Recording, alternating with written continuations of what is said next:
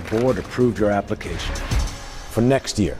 Are you serious? This year, we want you to be our quarterback. You played me. I'm trying to put you to bed. Trying to put you to bed, Malik. What the hell, man? A weight to the space that I hold in my community. I've ran, and I stayed running. I like small town girls. So how do you feel being back here? It's different. Yeah, well, things aren't what they used to be. Smile. I moved to California when I was about 17, 18 years old, dropped out of school. The rest is kind of history, from homeless to where I am today.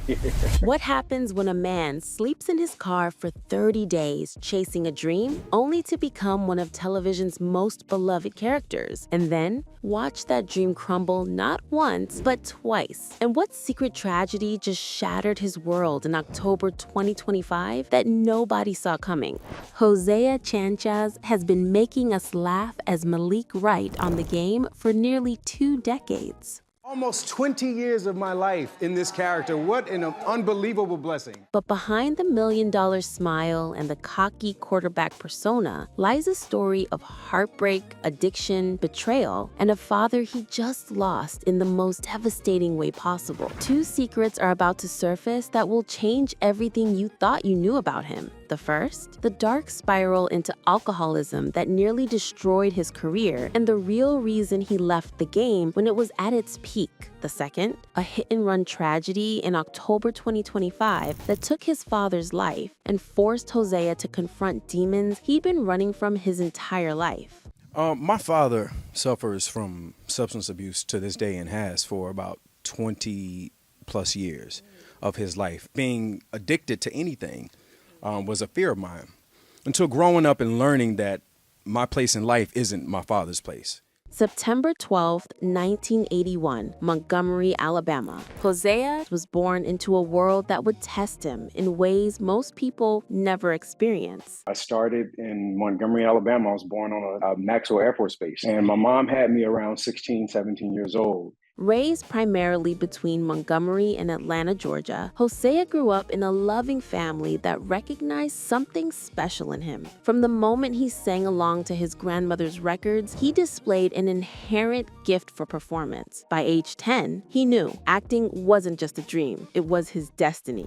I have 2 younger brothers and they're athletes. Since I was 5 years old watching Eddie Murphy, reruns, by the way, on Saturday Night Live, I knew I would be an actor. He attended Sidney Lanier High School in Montgomery, Alabama, where he immersed himself in theater, every production, every workshop, every opportunity to be on stage. While other kids were figuring out what they wanted to do, Hosea already knew. After graduation, he made the move that thousands make, but few survive: Hollywood. At barely 18 years old, Hosea drove from Alabama to California with nothing but hope and a prayer. I moved to California when I was driven out here when I was 17, going on 18. I think I got here when I was like 18 years old. He had an aunt in California, but things went wrong before he even arrived. He ended up staying with his aunt's close friend who took him in. But even with the roof over his head, the struggle was real. Hosea has spoken openly about sleeping in his car for 30 days, hustling between auditions, trying to figure out how to break into an industry that chews up and spits out dreamers every single day. She stole that money. He stole all my stuff. And so I ended up homeless and having to stay in my car for, in the Walmart parking lot in Riverside, up under the light. To survive, he took a job as a car salesman. The first job that I got here, my uncle that lived out here, at the time, he was a car salesman. So I was like, let me try my hand at being a car salesman. During the day, he sold cars. At night and on weekends, he studied the audition process, took acting classes, attended workshops, and perfected his craft. He was relentless. Eventually, he found an agent, and then came the breakthrough, sort of. Hosea landed his first commercial, then another, then another. Over the span of a few years, he booked approximately 50 commercials. I was really successful in commercials at that time. But commercials weren't the dream. The dream was television. The dream was film. The dream was being a working actor who could make a living doing what he loved. His television journey began with guest roles on For Your Love, The Guardian, Jack and Bobby, NCIS, and Everwood. Small parts, A few lines here, a scene there, but he was working, he was learning, he was building. Then came 2006. The CW was launching a new show called The Game. All right, fellas, come on. Hit me. Malik loves the dudes. Bring on the boy on boy. I'm quarterback for the other team. Come on. A smart, edgy comedy about professional football players and the women entangled in their lives. Hosea auditioned, and he got it. I dusted my emotions off, dusted my hurt feelings off, and disappointment more than anything, and went. He had no idea that this role would define his entire career, that Malik Wright would become iconic. Hey, I don't play when it comes to my toes. Honestly, Clay, I think grooming is very important. And a man should be able to rock the sandal, you know what I'm saying? From 2006 to 2009, The Game aired on the CW. Hosea starred alongside Wendy Raquel Robinson, who played his mother and agent, Tasha Mack. The chemistry was instant. The show was a hit. But in 2009, the CW made a decision that shocked everyone. CW, after we were successful, then they canceled us, and then there were 2 years or few years in between. Fans were devastated. The cast was blindsided. The show had a loyal following, incredible ratings within the Black community, and cultural relevance that few shows achieved. But it was done, or so everyone thought. In 2011, something unprecedented happened. Black Entertainment Television, or BET, picked up The Game and brought it back from the dead. It's really unprecedented, and never in the history of television that I know has a show come back 3 different times. The premiere episode on BET became the highest rated sitcom premiere in cable television history. The show was back, and it was bigger than ever. From 2011 to 2015, The Game thrived on BET.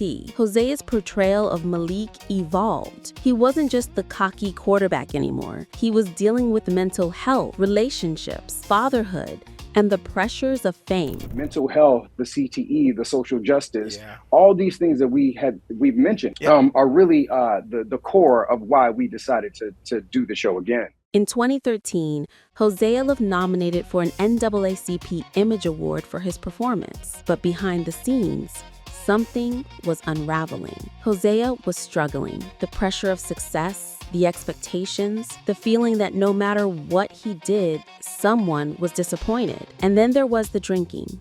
I played that entire scenario with Malik on the outside. I was never fully in character. I never fully understood it. I never was fully aware of it because I was afraid of it. Hosea hadn't been a drinker for most of his life. He was the health-conscious guy, the gym guy, the one who pretended to take shots at parties and threw them behind his head.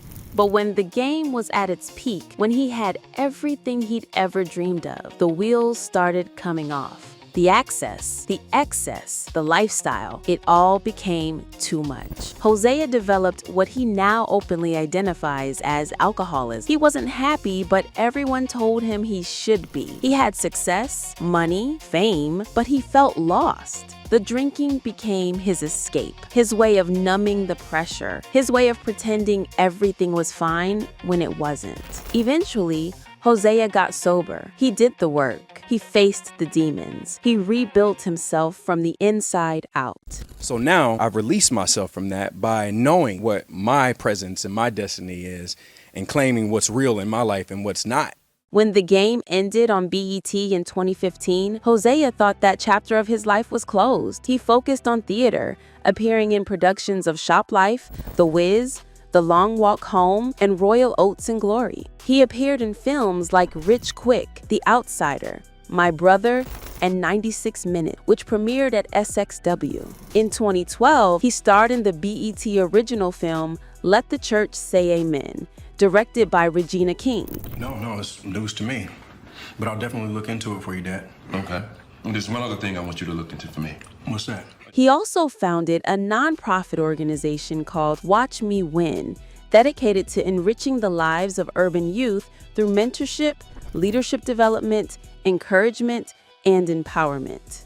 But The Game wasn't done with him yet. In 2021, Paramount Plus announced they were reviving The Game. Hosea and Wendy Raquel Robinson would return as series regulars. The original cast would make guest appearances. The show was coming back for a 3rd time. This time, Hosea wasn't just acting, he was producing and directing episodes. He was helping shape the show's direction. He was finally being heard. The 2021 revival tackled mental health head on. Malik struggled with therapy, vulnerability, and what it means to be a Black man seeking help. That was probably the very start of my mental health challenge. Cut to 2000, year 2000, when we were getting ready to do the game, 2001. Hosea poured his own experiences with mental health and sobriety into the character. For the first time, Malik felt fully realized, three-dimensional, real. In his personal life, Hosea has been notoriously private. Back in 2009, he briefly dated Tamara Mowry, twin sister of his co-star Tia Mowry. That romance fizzled quickly, though they remained friends. Around 2012, Hosea revealed he was in a serious relationship with a woman from his past, someone he'd known for 9 years who lived in New York City. They'd broken up, she moved to LA, and they rekindled their relationship. He described it as coming full circle. Whether that relationship led to marriage or children isn't publicly known. Hosea keeps his romantic life fiercely guarded. What is known is that he's a devoted dog dad to his spoiled English bulldog, Lola. He's also an avid reader, painter, and music writer. He considers himself a foodie with the best restaurant recommendations, and he's constantly experimenting with ingredients, trying to create the perfect salad while mastering the grill. I am a pescatarian now, and I stopped eating meat a long time ago, about 7 years ago, when I found out what it does to you. I started back because I was losing too much weight recently. To maintain his physique, because, let's be honest, Malik Wright had to look good. Hosea hits the gym regularly and stays grounded by maintaining constant contact with his family in Georgia. Which brings us to October 2025. Hosea's father, Ephraim Bristol, was killed in a hit-and-run accident in Montgomery, Alabama. The news shattered Hosea in ways the public rarely sees. He shared a heartfelt tribute on Instagram, opening up about his father's struggles with substance abuse while honoring the man he was. For someone who keeps his personal life so private, this level of vulnerability was both shocking and deeply moving. Hosea has spoken about how his grandfather, not his father, raised him. My grandfather raised me. My parents were really young when they had me, so my grandfather was one of the key factors in me becoming a man, which is the reason why I'm home. His father's absence and struggles with addiction shaped Hosea's own journey with alcohol and sobriety. Losing his father in such a sudden, violent way forced Hosea to confront the complicated relationship they had, the pain, the forgiveness, the understanding that his father did the best he could with what he had.